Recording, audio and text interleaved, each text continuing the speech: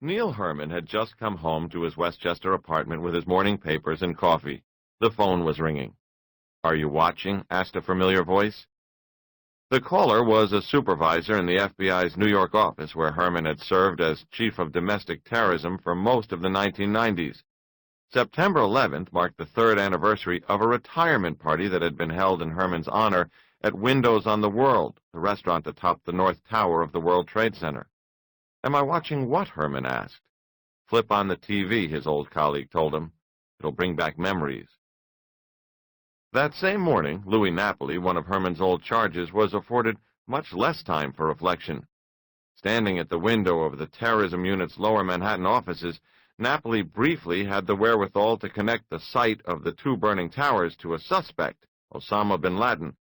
But then he and the rest of the unit had to hit the streets, and by the time he found himself running a second time from an avalanche of thunder and dust, his mind had gone blank.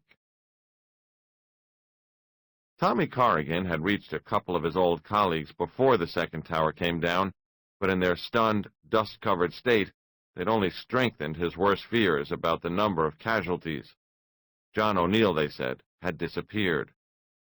O'Neill was a brusque, larger-than-life New York character who'd spent all but a few days of his professional life at the FBI, the last 8 years as one of its top counterterrorism officials.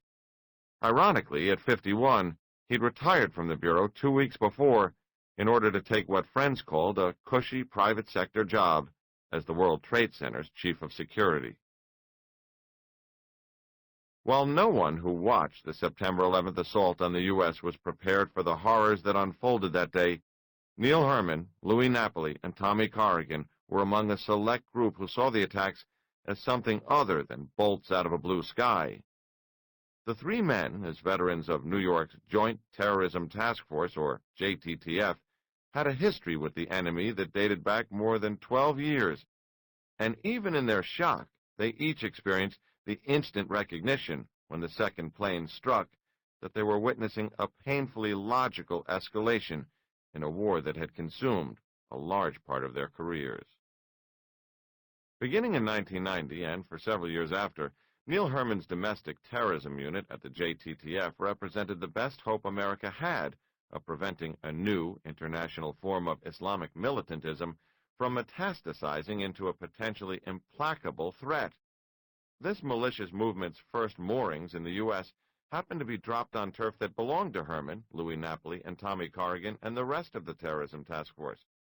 Dutifully, they followed the leads, sometimes arriving tantalizingly close to the kind of break that might have smothered in its infancy the network that became Al-Qaeda. Eventually, most of the agents, including Herman, came to see that the threat had grown too big for the JTTF, or even for all the U.S. law enforcement agencies put together. At that point, when the guys from the New York office were trying to hunt down bombing conspiracies halfway around the world, the battle they saw and the one they were asked to fight had become two different things. They tried, but they were unable to make their superiors at the Justice Department or in the White House adequately appreciate why that was so. By the time Neil Herman eased into private industry in 1998,